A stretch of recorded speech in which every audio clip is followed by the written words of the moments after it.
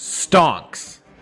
Today we're going to be talking about which active NFL players took a massive hit because of the NFL draft. A lot of players' values have gone up, but a lot of players' values have gone down. And today we're going to be discussing just that. Stay tuned for the second part of this series of the players whose stocks improved.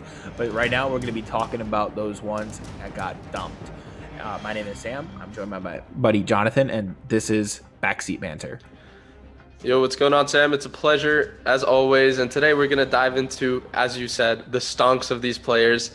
A lot of people took a hit because of the draft, and we're going to assess that value, whether it be fantasy or real life. They're kind of intertwined a little bit.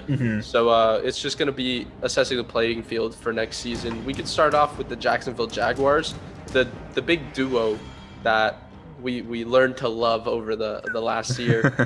Gardner Minshew and James Robinson are two players that come to mind when they take a huge hit in their value, not only as fantasy players, but as players in the NFL.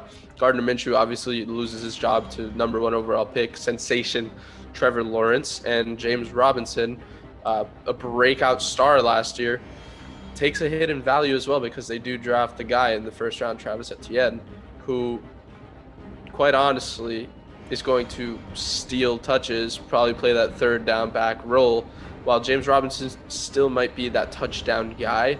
I feel like Etienne is going to come in and take a lot of touches. Yeah, I think that James Robinson, hopefully, I mean, this is my outlook for fantasy, not necessarily in real life, but for fantasy, is that people are going to look at this and panic. And his value is going to drop so low that he's actually going to be a sleeper value pick, where if you could swoop him up at like the 4th, 5th round, you're still getting yourself a guy that's going to get a bunch of touches in the red zone now that the offense has improved significantly with Trevor Lawrence and getting a guy like Etienne. But, I mean, Minshew, it's guaranteed. There's no chance he touches the floor to start the season. It's going to be Lawrence all the way. I don't even think they're going to ease him in. I think they're just going to throw him right into the fire from day one. Now, with James Robinson, he would have been a 2nd or 3rd round pick, and now you're talking about him dropping even further. So that's why it's a pretty big stock hit due to draft day. I think he actually might be undervalued at a certain point, though. Yeah. I want to see how all the mock drafts play out to see where his ADP is. But he might be actually a really good value pick if you can get him later in the draft. But don't reach for him in the 1st or 2nd round. Yeah, definitely don't, because it's also a lot of uncertainty. But let's move on to another kind of crazy draft night scenario. We all knew that the heir to Tom Brady was coming to New England, but Mac Jones is now in town. And that takes a huge hit on Cam Newton's fantasy leagues. Fantasy value and real life value. We don't know if he'll be the quarterback at the end of the year. He'll probably start the year, and if you want to draft him in your last round of your leagues, you probably can, just for a good running QB that can get you nice touchdowns values and stuff like that. But it's definitely not a long-term investment, and that's why his stonks are going down. I wouldn't buy on Cam Newton. Listen, I mean, if you guys were following us last year in the NFL, like fantasy football, I was pretty low on Cam Newton from the beginning. Jonathan was really high on him. I think he's past his prime. This is not MVP Cam. It will never be back to MVP Cam. And now he got his replacement in Mac Jones. I don't know how early in the season Mac Jones will be starting. I think it's still going to be Cam Newton's spot to lose, at least in the beginning of the season. But I don't think his value was really that high to begin with, and now it's even lower. So I guess we'll still keep him on this list, but I don't think his fantasy value at least was very high at all. He's a guy that you can rely to get some rushing touchdown games where he goes off randomly. So if you want to get that boomer bust kind of potential, you don't draft one of the best quarterbacks. He's not a... Yeah, definitely. So Cam Newton's value, if it's up in the air, don't draft him. If you want to draft him the last round, go for it. It's up to you. But let's move on to a Pittsburgh Steeler, one of my favorite team in football. Benny Snell was supposed to be the guy that the Steelers were going to run with this season. Yeah. But, after James Conner's departure, Najee Harris is now in town. The best running back in the NFL draft is in town. And that is going to be a massive hit on Benny Snell's value. Benny Snell last year also was a nice handcuff player. He still might be, just in case of an injury. So still draft him in leagues. It's always good to have a handcuff, like Alexander Mattison, for example, a lot of other players. But his fantasy value running wise when the team is healthy is not going to be there like it was last year. It's just Najee is a workhorse, and they will workhorse with him until you run the legs out of a rookie running back. So Benny Snell definitely takes a hit. Yeah, and the weird thing is, unlike some of the other players, his value wasn't ever really high to begin with. It was speculative. We were just assuming it was going to go up because James Conner wasn't there, and now he's like the #1 in town. And that speculation is now cut short with Najee Harris. It's not like he was some fantastic player last year that's not going to lose touches. It's that he's not going to get the opportunity that maybe we thought he would have coming into the season. But I think from your reaction on draft night, I don't think you're too upset as a Steelers fan by that at all. Not at all. Not at all. Best draft pick we've made in a long time, and we have drafted TJ Watt recently. But with that being said, let's move on to a division rival, the Cincinnati Bengals. T. Higgins was emerging as a star wide receiver 1 in this league, and he actually took a fat stonks hit in this draft with Jamar Chase, the best wide receiver prospect we've seen in quite some time, being selected by them 5th overall in the draft. Now, T. Higgins was supposed to be this wide receiver 1 kind of guy, but why do you draft Jamar Chase? Because he's going to be your wide receiver 1. This guy is built different. He's going to be that generational receiver potentially, and T. Higgins just is going to have to take a step back. They do have Tyler Boyd as well, so it's kind of difficult to see where T. Higgins finds his catches in the system. Yeah, especially given the fact that Jamar Chase is going to fit so easily in with Joe Burrow. They won a national championship together. They have chemistry like no two players can have.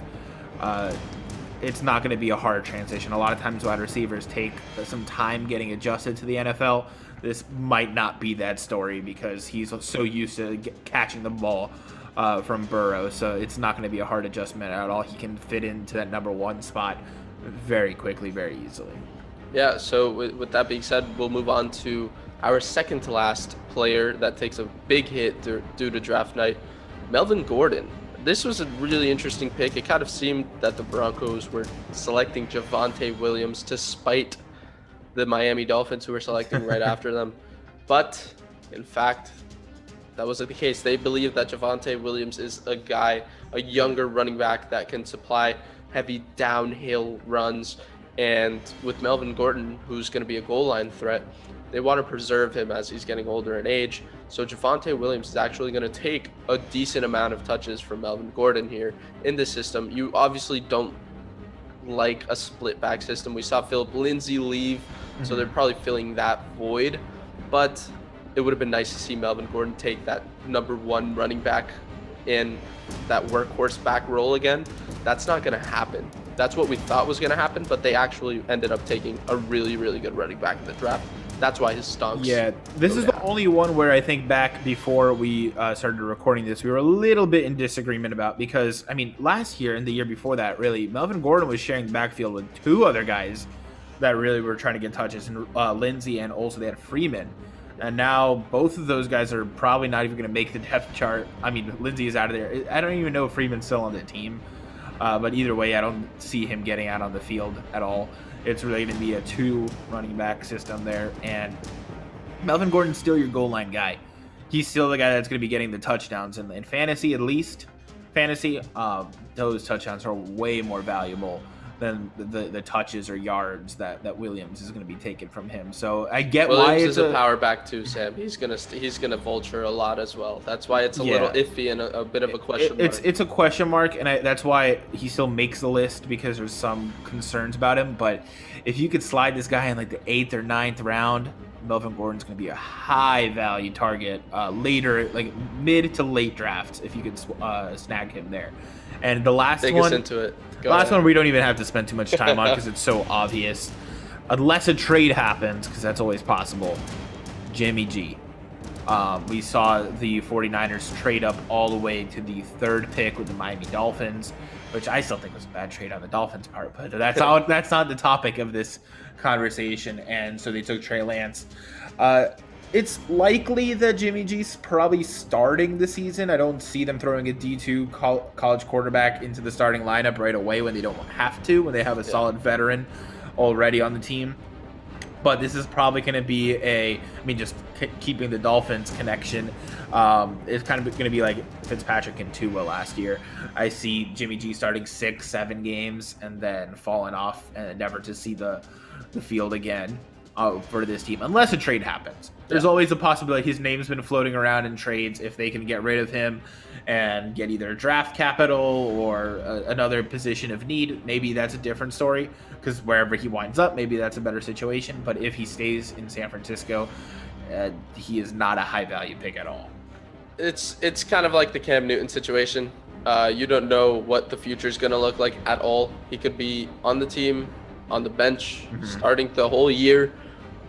You don't know, but you don't want to draft it because it's a headache. And fantasy headaches, you want to avoid them. So you obviously don't have the headache. Thank you guys so much for tuning into another video. Thank you guys. We really appreciate it. If you did like the video, make sure to like, comment, and consider subscribing. We really do appreciate it, and it's free. You guys don't have to pay anything, and you can always unsubscribe. So thank you so much for tuning into another Backseat Banter episode, and we'll see you on the next one.